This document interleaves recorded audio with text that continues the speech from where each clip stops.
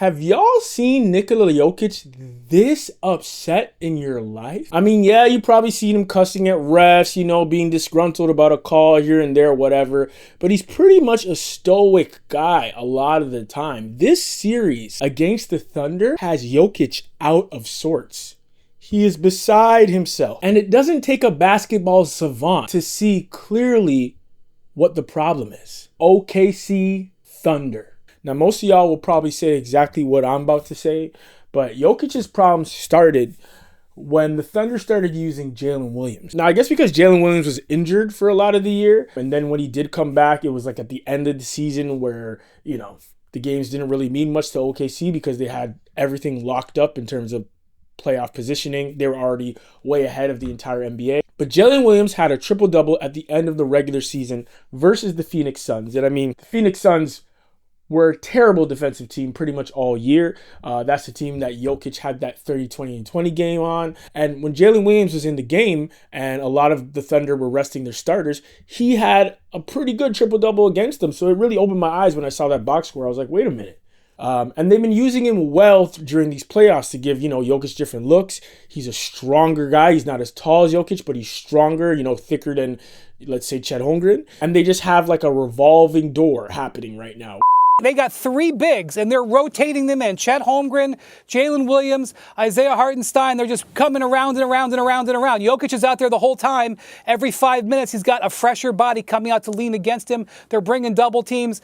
The load on him is the largest load on any player in the NBA right now. Pause. It's Hartenstein to start the game, using his body and his strength against Jokic to wear him down a bit. Then Jalen Williams will come in, wear him down a bit more. And then Chet Holmgren, if he does get past that first line of defense, is there just swatting at things. And he's tall and he's long. So every shot that's going up is getting swatted at. And then you got the little demon, the wild pack of piranhas, the wild pack of hyenas, like Caruso and Lou Dort and even SGA. And like those long arms just snatching at everything. When you bring the ball just anywhere around your midsection as a center, they're just grabbing and slapping at everything. Like last game, watching their defense was scary. And even the game before that, where the Nuggets actually ended up winning, at halftime, I was like, the Thunder are going to win this game because their defense was overwhelmingly suffocating. You couldn't breathe. And I'm watching. I can't imagine what it's like being on the court with those guys. As Nico Harrison famously said, defense wins championships and it travels. When your offense isn't going right, your main stars are not shooting good. And we all know the last game, like everybody says, it was a rock fight. Your defense is always going to be there. And that is what is going to take the Thunder to the championship, in my humble opinion. But if you think I'm just some Joker hater that's just like, gassing up the Thunder, if you think that's the case, I'm going to just give you off some stats. In this series with the Denver Nuggets versus the Oklahoma City Thunder, this is the first time that Nikola Jokic has shot sub 40% for 3 games in a row. You think that's a coincidence? Let me give you another one. Denver, in the first quarter of Game 1, had 8 points, which is historically bad.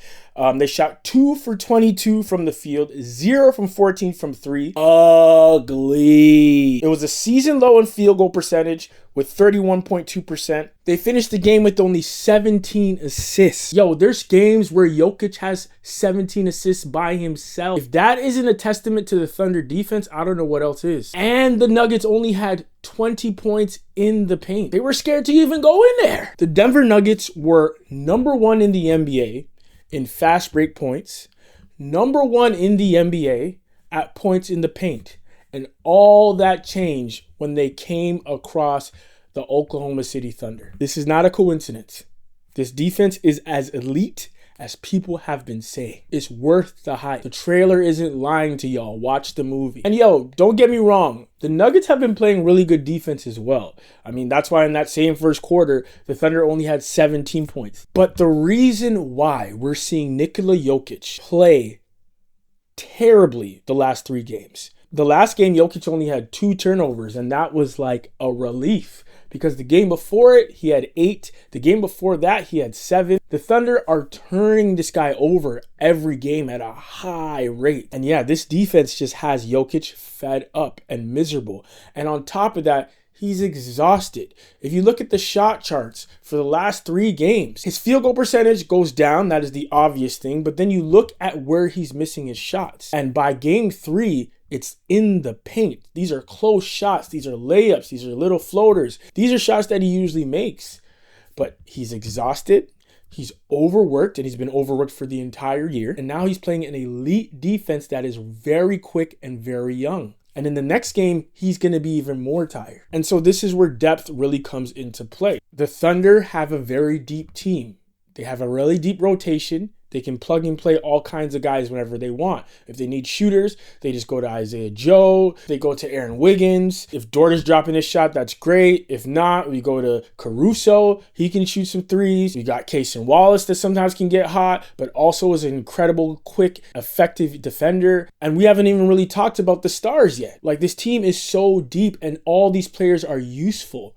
All these players can provide something in important minutes. When it comes to the Denver Nuggets, if it's not the starting line, who is it? Outside of Russell Westbrook, it's nobody. And so now we're starting to see that really have its effect. And of course, if you're a team that plays 7 games against a very good Clippers team, now you have to go into the second round playing against the best team in the league. Of course, it's going to be tough on you. But especially after Jokic has been carrying this entire squad and all its offense and its rebounding for the entire year. No wonder he looks like this. He's miserable. It's not going to get any better or any easier. I'm honestly shocked that the Nuggets put up as much of a fight as they did. In game 1, I kind of felt it could happen because rest over rust.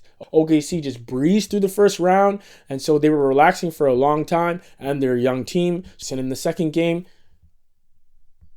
you saw what they're capable of. And now in these close games now, even the last one, they were able to figure that out. So I think they kind of made some adjustments. And that in combination with Jokic just being overworked and the team having no depth, which is their own issue, thanks to Mr. Calvin Booth, who now isn't working for the organization anymore. But he is the guy who caused this to happen.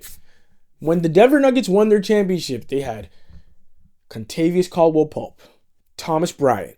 They had a younger Jeff Green. They had Bruce Brown. They had Reggie Jackson. And I mean, now, yes, a lot of these guys are a bit too old and you know, bodies are kind of giving out on them. But at the time, they were a good veteran presence that could give you some quality minutes in playoff games.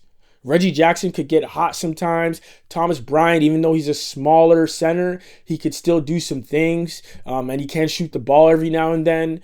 Jeff Green at the time was a solid veteran presence on the team. And at the time, he wasn't looking as bad as he does now on Houston. So he was doing some things in the playoffs. And of course, you had KCP. That guy's a winner. He's a champion. He is such a solid role player. I'd want him on any team I have. But then Calvin Booth got rid of all those guys. And the problem is that, like, yeah, if you want to replace the older veterans, if you want to get rid of them, that's fine. But you got to replace them with something. And the Nuggets didn't replace them with anything. Now, all these things combined are the reasons for the looks on Jokic's face right now. And I don't think that's going to change until the Nuggets are in Cancun. But hey, I could be wrong. I mean, Jokic is the best player in the world right now.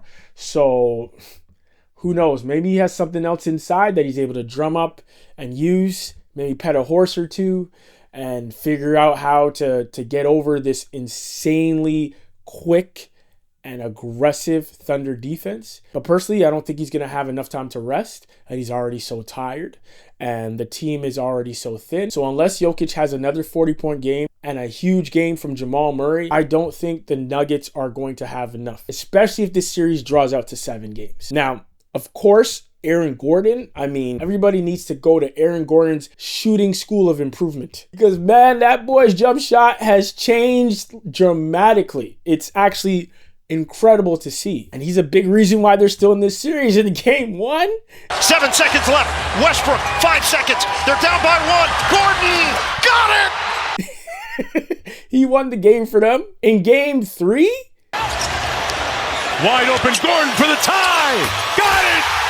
He pushed the game to overtime. Like, he's been huge for them. He's incredible on defense. He's a really big, strong body on top of that. But Aaron Gordon learned from Blake Griffin. Because Blake Griffin is a guy that relied so much on his athleticism for his entire career until his body started to change on him. You know, Father Time is undefeated. And then he started trying to really hone his jump shot. But by that time, it was really on the back end of his career. Aaron Gordon started to find his jump shot while his athleticism is really still there. He could be in a dunk contest next year. I actually hope that he's in the dunk contest next year.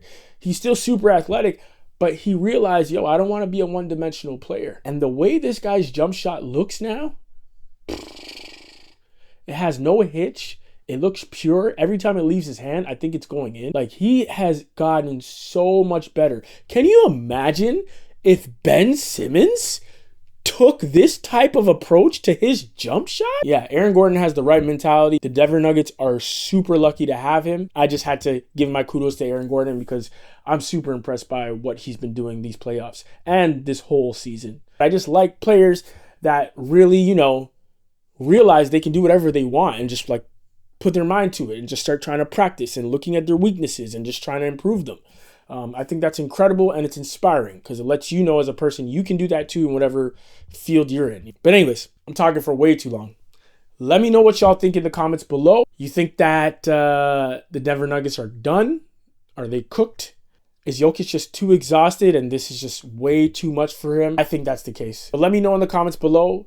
Please like, share, and subscribe. And until next time.